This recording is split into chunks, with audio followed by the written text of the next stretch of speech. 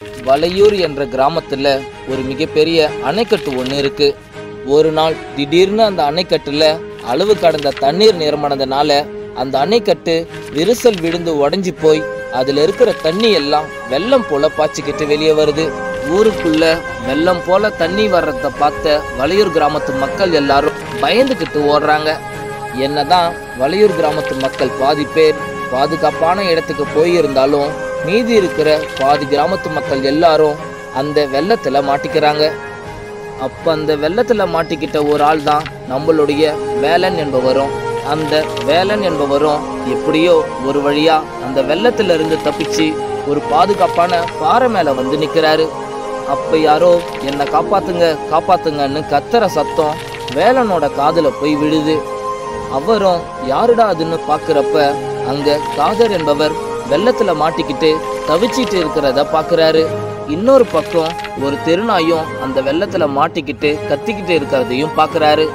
இத ரெண்டத்தையும் பார்த்த வேலனும் ரெண்டுமே உயிர் தானே, ஆனா முதல்ல காதரோட உயிரை காப்பாத்துறதா இல்ல அந்த தெருநாயோட உயிரை காப்பாத்துறதான்னு யோசிச்சு, சரி நம்ம காதரோட உயிரையே காப்பாத்துவோம், அப்புறம் நானும் காதரும் சேர்ந்து அந்த தெருநாயோட உயிரை காப்பாத்திடலாம்னு யோசிச்சு வெள்ளத்துல மாட்டிக்கிட்டு இருந்த காதரோட உயிரை காப்பாத்துறதுக்காக போறாரு.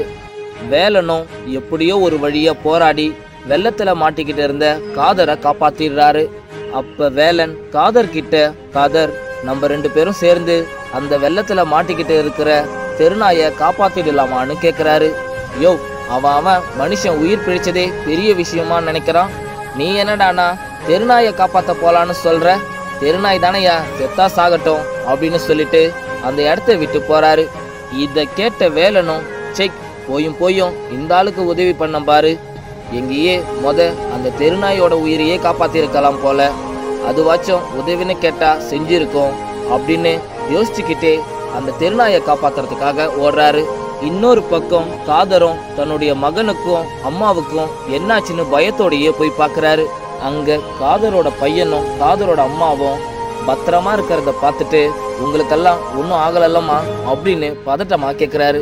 அதுக்கு காதரோட அம்மா சொல்றாங்க, அதை ஏன்பா கேட்குற, இப்பதான் உயிர் போய் உயிர் வந்த மாதிரி இருக்கு.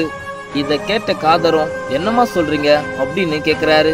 ஆமாப்பா, உன்னுடைய பையன் சின்னு வெள்ளத்துல மாட்டிக்கினா, எனக்கு ஒரு நிமிஷம் பயத்துல ஒண்ணுமே புரியல, என்னை சுத்தி ஆள் யாரும் இல்லாத சூழ்நிலையில என்ன பண்றதுனே தெரியாம மனசு உடைஞ்சு போய் இருக்கும் நேரத்துல தான் கடவுள் போல ஒரு தெருநாய் வெள்ளத்துல மாட்டிக்கிட்டு இருந்த நம்மளுடைய சின்னாவை காப்பாற்றி கொண்டு வந்துச்சு. நான் உடனே நம்மளுடைய சின்னாவை தூக்கிட்டேன். ஆனா கொஞ்ச நேரத்திலேயே வெள்ளத்தோட தண்ணீரோட வேகம் அதிகரிக்க பாவம் அந்த நாய் வெள்ளத்திலேயே அடிச்சுக்கிட்டு போயிடுச்சுப்பா அப்படின்னு கண் கலங்கிக்கிட்டே சொல்றாங்க. அப்ப சின்னாவும், அப்பா நான் எப்ப பார்த்தாலும் அந்த தெருநாய்க்கு நான் சாப்பாடு வைக்கிறப்பெல்லாம் நீங்க என்னை திட்டிக்கிட்டே இருப்பீங்கல்ல, இப்ப பாத்தீங்களா அந்த தெருநாயால தான் நான் இப்போ உங்க முன்னாடி உயிரோடவே இருக்கேன்ப்பா அப்படின்னு கண் கலங்கிக்கிட்டே, எப்படியாச்சும் அந்த நாயை காப்பாத்துங்கப்பா அப்படின்னு கேட்குறான். இதை கேட்ட காதரும், செக் இப்பதான் நான் என் வாயால அந்த தெருநாய் செத்தா சாகட்டும்னு சொல்லிட்டு வந்துட்டேனே அப்படின்னு நினைச்சு அந்த தெருநாயை காப்பாத்துறதுக்காக ஓடுறாரு. ஒரு பக்கம் வேலனும் வெள்ளத்துல மாட்டிக்கிட்டு இருந்த தெருநாயை காப்பாத்துறதுக்காக தனியா போராடிக்கிட்டு இருக்கிறத பார்த்த காதரும் வேலன் கூட சேர்ந்து வெள்ளத்துல மாட்டிக்கிட்டு இருக்கிற அந்த தெருநாய்க்கு உதவி பண்ண ஆரம்பிக்கிறாரு. ஒரு வழியா அவங்க ரெண்டு பேரும் சேர்ந்து ரொம்ப நேரம் போராடி அந்த தெருநாயை வெள்ளத்துல இருந்து மீட்டெடுக்கிறாங்க. அப்ப வேலன் காதர் கிட்ட, என்ன காதர், தெருநாய் தானே செத்தா சாகட்டும்னு சொல்லிட்டு போன, இப்ப எப்படி வந்து உதவி செஞ்ச அப்படின்னு கேக்குறாரு. அதுக்கு காதரும், இந்த தெருநாய் தான் என்னுடைய மகனோட உயிரை காப்பாத்துச்சுன்னு சொன்னாங்க, அதுக்கு தான் நான் அந்த தெருநாய்க்கு உதவி செஞ்சேன்னு சொல்றாரு. இதெல்லாம் சும்மா ஒரு மனிதத்துவம் தான் அப்படின்னு சொல்றாரு. இத கேட்ட வேலனும், காதர் நான் ஒன்னு சொன்னா தப்பா நினைச்சுக்க மாட்டியே, ஒருத்தவங்க நமக்கு உதவி செஞ்சாங்கன்னு சொல்லிட்டு அவங்களுக்கு நம்ம திரும்ப உதவி செய்யறதெல்லாம் மனிதத்துவம் கிடையாது காதர். ஒருத்தவங்க ஆபத்துல இருக்கும் பொழுது அவங்க எதிரியா இருந்தாலும் சரி, துரோகியா இருந்தாலும் சரி, நல்லவங்களா இருந்தாலும் சரி, கெட்டவங்களா இருந்தாலும் சரி, உதவி பண்றவங்களா இருந்தாலும் சரி, உதவி பண்ணாதவங்களா இருந்தாலும் சரி, அதெல்லாம் எதுவுமே பார்க்காம அவங்களும் மனுஷன்தான் நினைச்சு அவங்களுக்கு உதவி பண்றதுக்கு பேர் தான் மனிதத்துவம் அப்படின்னு சொல்றாரு. காதர், இந்த அணைக்கட்டு உடைஞ்சு போனதும் ஒரு வகையில நல்லதுதான் காதர் அப்படின்னு வேலன் சொல்றத கேட்ட காதரும், இந்த அணைக்கட்டு உடைஞ்சு போனதுனால நம்ம கிராமத்து மக்கள் எல்லாரும் தண்ணியில எவ்வளவு கஷ்டப்படுறாங்க, நீ என்னடானா நல்லதுன்னு சொல்ற அப்படின்னு கோபமா காதர் கேட்குறாரு. இதை கேட்ட வேலனும், காதர் நான் ஏன் இப்படி சொல்றேன்னா ஒரு நிமிஷம் நீ கோபப்படாம நம்மளை சுத்தி என்ன நடக்குதுன்னு ஒரு நிமிஷம் பாரு காதர் அப்படின்னு சொல்றாரு. நம்ம கிராமத்திலேயே பணக்காரரான நம்ம பொன்னையா ராமுவை தன்னுடைய வீட்டு வாசல்ல மிதிக்க கூட தகுதி இல்லைன்னு சொன்னவர் இப்ப ராமுவோட கையை பிடிச்சி என்னை காப்பாத்துன்னு சொல்றாரு. இப்ப அவரோட பணக்காரர் என்ற திமிரு எங்க போச்சு? அங்க பாரு, 16 வருஷமா சோமனும் அவங்க பெரியப்பாவும் ஒரு சண்டையில பேசாம இருந்தவங்க இப்போ ஒருத்தவருக்கு ஒருத்தவங்க உதவி பண்ணிக்கிறாங்க. இப்ப அந்த சண்டையோட கோபத்தின் வைராக்கியம் எங்க போச்சு? அப்படியே கொஞ்சம் இந்த பக்கமும் பாரு, இது வரைக்கும் வெவ்வேறு ஜாதிக்காரங்கன்னு சொல்லி சண்டை போட்டவங்கெல்லாம் இப்போ ஒருத்தவருக்கு ஒருத்தவங்க உதவி செஞ்சுக்கிறாங்க.